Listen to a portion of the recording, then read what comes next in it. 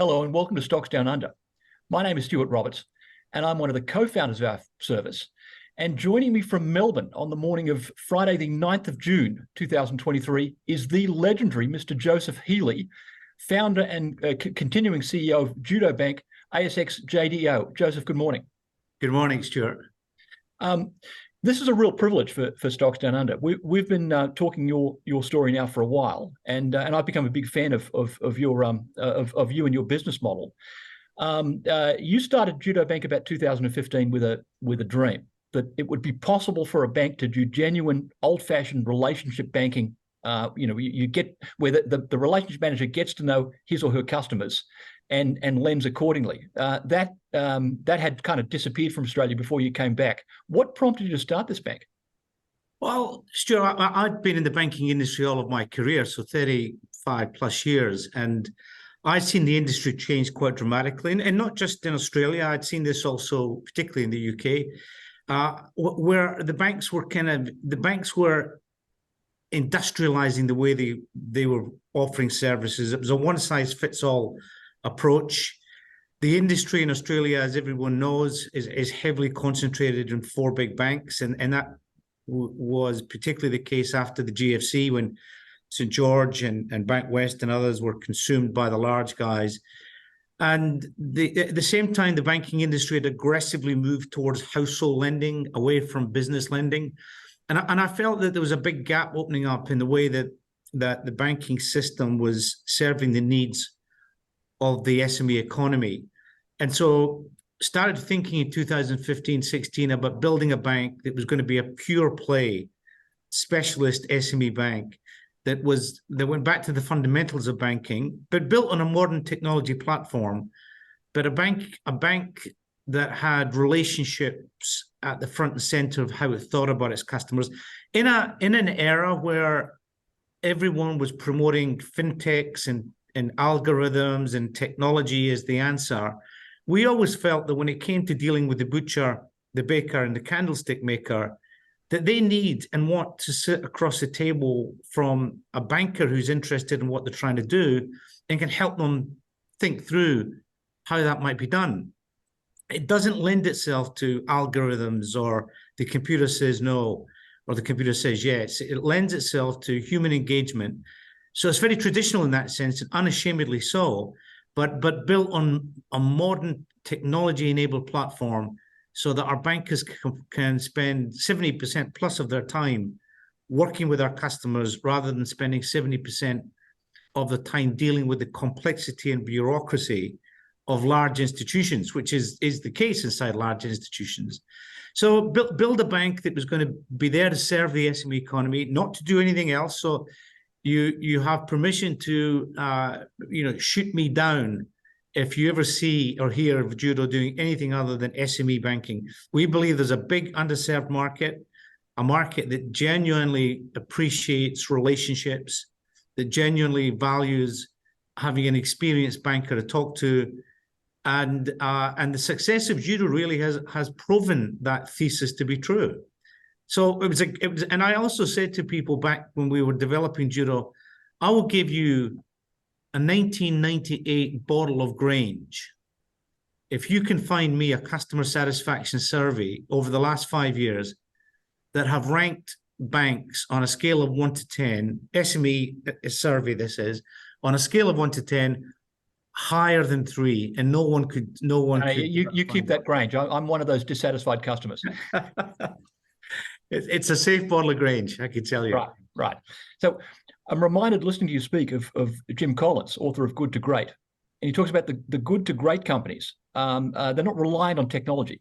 Technology augments what they do, which is something else, the special sauce. That's clearly part of Judo's DNA in that regard. 100%. I mean, I believe that we're a service business. We're not manufacturing widgets. We're not providing big operating platforms. We fundamentally are in the business of providing a customer experience, and that goes to the human engagement with the butcher, the baker, and the candlestick maker. technology is there to enable a great customer experience, not to define a great customer experience. And one of the things that has, that when I look at new business models that have emerged here and elsewhere in the world, particularly in banking, the overemphasis on technology as being the secret silver bullet to a great future, I think is totally to misunderstand the needs of customers, particularly small to mid-sized businesses. Technology is really important to a great service, but it doesn't define a great service. It enables one. What defines a great service in the SME economy is the human touch.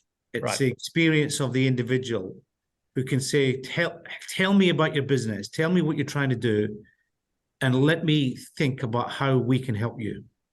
So getting that vision originally funded must have been a challenge for you at the time. Well, there's a great story there, and it's all written in a book called Black Belts for anybody who's interested.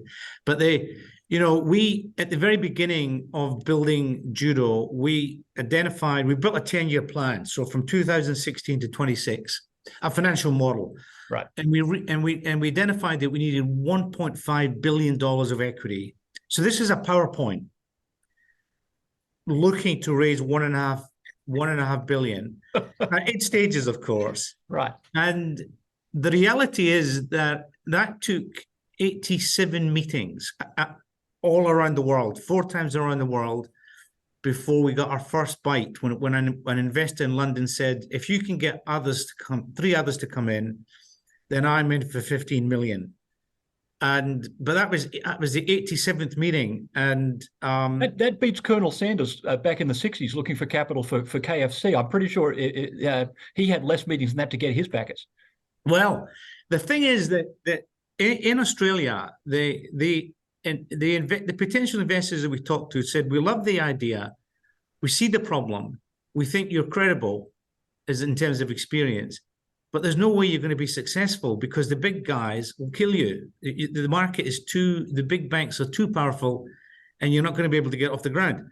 And so then, of course, when we went overseas, between Singapore, Hong Kong, Shanghai, Beijing, Abu Dhabi, London, and New York, people said the same thing. We said, look, we think this is a great idea. We see the problem, and you've clearly got the credentials to be successful, but the business model is going to be really challenging because Australia is a very conservative banking environment, tough regulation, and 4 big dominant players. And also, by the way, why are no Australian institutions investing in the company? Why are you spending time in London and New York and Abu Dhabi? So, you went round and round and round and round, raising capital. It took 18 months, I think. But we never gave up. We never said, because nobody ever said it's a bad idea. Right. And quite often, people say to me, well, 87 meetings, don't you think there's a message in that? I said, well, actually, the fact that we've been able to have 87 meetings with very credible people is a positive thing, right? And also, while some people said no, I heard maybe. The body language was, prove you can do this, and I'm interested. So, there's never a bad meeting. You might not get what you're looking for, but you get insight and information. And we always had the vision of what the company could be. And of course, the success of the company since 2017 has borne the evidence to that vision was very much a credible one. So the importance of resilience, the importance of never having a plan B. And I know some people might say, well, that's not a sensible approach in life. But if you're looking to build something like Judo Bank with a vision for the company, you don't want to think about the alternative. You want to focus exclusively on that vision and not contemplate failure and not contemplate plan B, execute on plan A. Right. Good advice. Fast forward in time. Judo has shot the lights out in terms of the customer response. You've got people knocking over themselves to borrow. But the basic plan is holding up. We've grown the loan book to $8 billion. It'll be $20 billion by the middle of the decade if you play your cards right. net interest margin 3%. Other bankers would kill for that sort of number. And in the meantime, no one's dudding you. You only move your provisions up to just over 1%. The rest of the world is worried that you've lent recklessly, and the coming recession, if we move into a recession, is going to kill you. Turns out that you've even been disciplined on the lending front. What's the secret there? Wow. Apart from the Scots accent, what other? The secret there is that whilst this is a new bank, the people running the bank, the 8 people running the bank, have over 200 years of collective experience. Half the people in the 4 of the 8 have held senior risk management roles in their careers, including myself. The other thing is that, so we know this business, and we know the craft of SME banking inside out.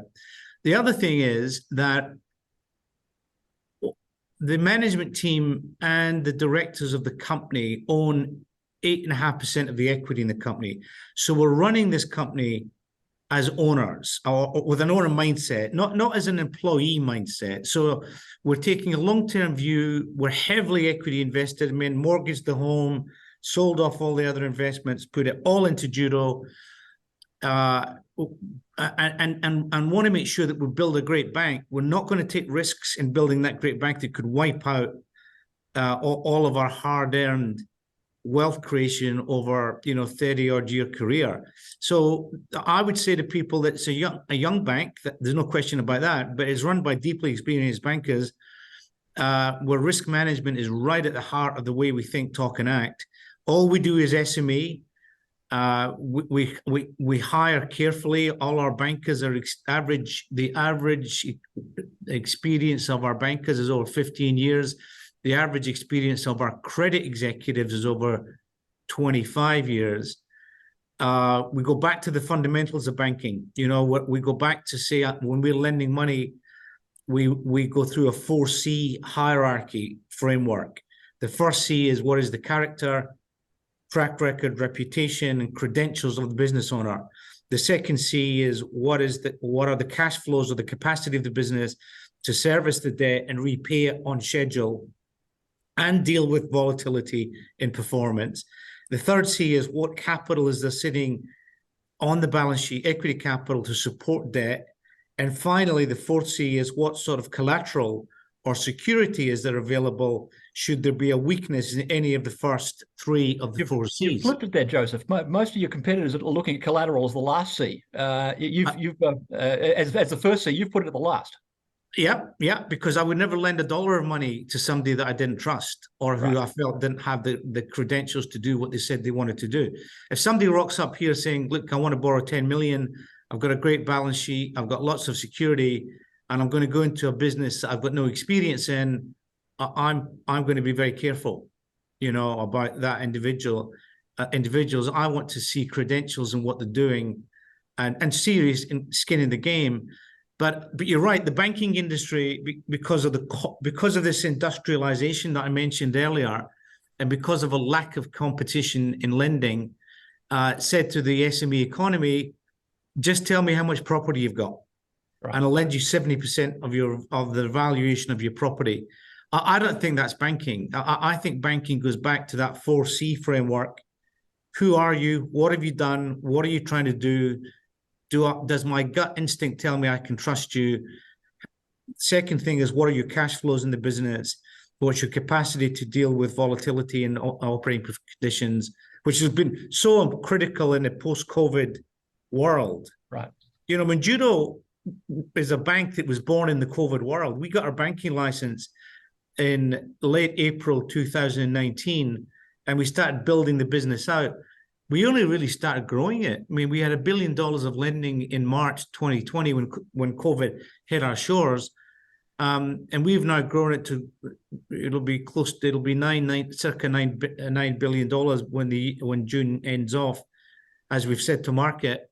And so we've grown our business in this kind of COVID world that then kind of become an economically uncertain world, the one that we're living in today. So credit risk management has been at the heart of the way that we've thought about risk taking. And I see banking as an old school banker as the business of managing risk, be that credit risk, funding risk, on the liability side of the balance sheet, cybersecurity risk, operational risk. It's a business model that is littered with banana skins, and you need to have people who understand those issues, not just intellectually, but instinctively. You kind of say, my gut tells me that there's a problem emerging here. Let's deal with it at point easy and not allow it to get to a point difficult. Right. So that's been at the heart of the way we've grown the bank. And whilst I don't want to see an economic slowdown or a recession over the next 12 months, clearly we're going to be in a challenging environment. And I'm perversely looking forward to being able to demonstrate that no matter what the environment throws up, the Judo Bank proposition will hold up, and that we'll be able to prove the naysayers wrong. Well, what I'm impressed by is I tuned into your Investor Day, which you had last month, and the focus that was technology. Basically, here's a new bank where we're using 21st century tools as our 100% cloud-based kind of materials. And then you could confidently look forward and say, we're going to have a cost to income ratio that the big banks are going to lust after, because we don't have those legacy issues. So you can confidently point towards a cost of income ratio of 30%, not necessarily tomorrow, but it's coming. I think that's great. Yeah, highly confident in that. Highly confident in it. This was a bank that was started with a PowerPoint that and is cloud-based, as you rightly mentioned earlier.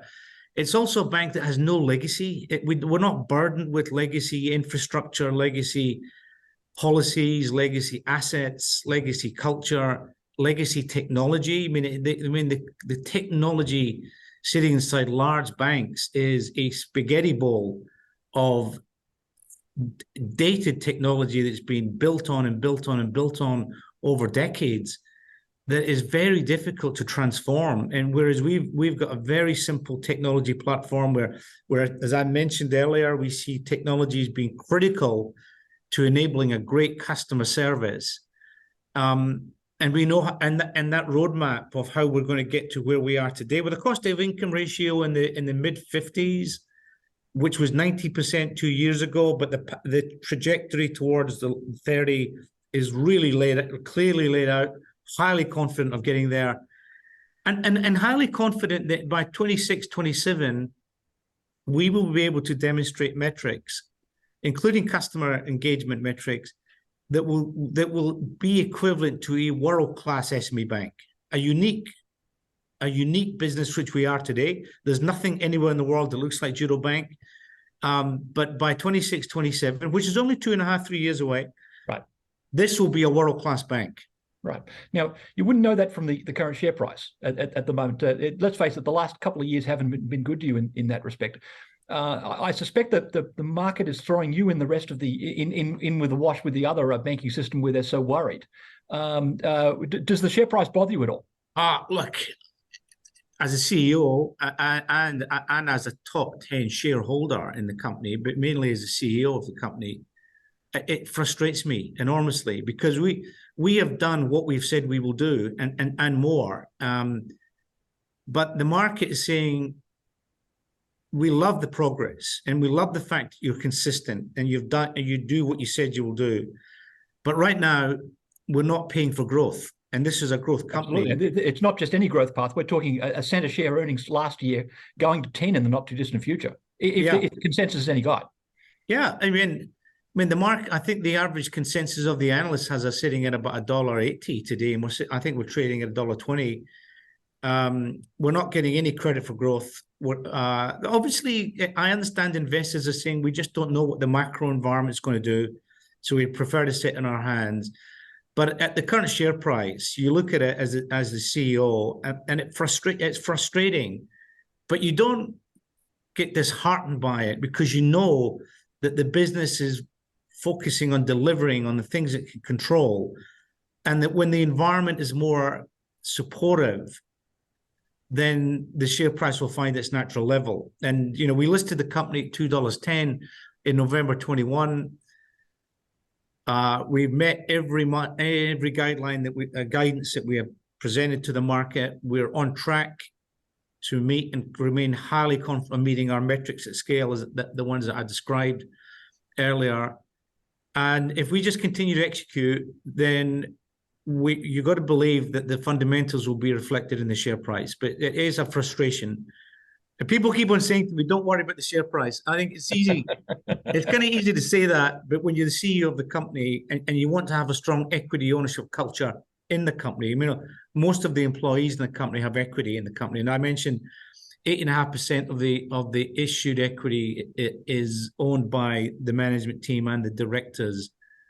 You are conscious that the share price might be a source of angst for some families that are maybe invested money into the company. But I'm not concerned about the future of the company. I'm just frustrated with today's share price. So let me ask you one last question. We talked about this company, your company, growing to the point where it's a world-class SME lending bank. Who do you admire most amongst your banking competitors globally? Who do you most aspire to be like, if I could put it like that? Well, that's a great question. When I look the bank for me that's been the standout bank of the last decade or 2 decades has been JP Morgan. Right. Now that's a colossal organization, but what I admire about them is just the consistency of their execution and the quality of management. I mean, people look at these big banks around the world and you say, well, how come a bank like Morgan can perform so well where other banks have not performed well? At the end of the day, it's all about management. It's right. All about management. And I over my decades of experience in dealing with businesses as a banker, and having seen so many businesses fail and so many succeeding and so many drifting, the fundamental difference is management. It's not the business. Jamie Dimon got his bank through the global financial crisis when others folded. That's telling you something, right? Correct. Right. Yeah. So I admire them. I admire the caliber of management. And in judo, one of the things, a priority for me, is to make sure that in our own way that we are building a very, very strong management bench, very strong, because that will define success in the company, together with the culture of the organization, which has been a big focus for us, that we don't want to grow into becoming a mini-me of the big guys. And the way that we stop becoming a mini-me of the big guys fundamentally is around the nature of the culture inside the company. We want a culture inside judo that is almost like a migrant mindset. It's to be successful in life, you've got to work hard. You're not entitled to success. You're not entitled to the things that you get. You've got to work hard for them. You've got to be resilient. Just like the 87 meetings that we had with investors, you've got to believe that you can get there. You've got to be hungry, passionate, courageous. You want to have a challenging mindset. You look at the big guys and you say, right, we're never going to be as big as you, but we're going to be so much better than you, so much better than you. And we're going to be seen as the best SME business bank in Australia. Not the biggest, but the best. And when people say a small to mid-sized businesses say, I want to do something, who should I talk to? Judo Bank. Go see Judo Bank, because the people inside that company are deeply experienced in banking, and all they talk about, all they dream about, all they think about, all they plan about is how to be the best SME bank in Australia. I mean, that's what you're thinking about when you're shaving in the morning, basically, is how you can better serve your customers, right? Correct. Right. There's nothing magic about that, right? This is a traditional old-fashioned recipe. Well, Joseph, are you sure you're not the original JP Morgan who died in 1913, back from the dead? Because you have a lot in common with him, may I say. And he managed to take a small bank and grow it into a big bank. Let's see what Joseph Healy can do at Judo Bank. Thank you. Thanks for joining us at Stocks Down Under. Great pleasure, Stuart. Thank you.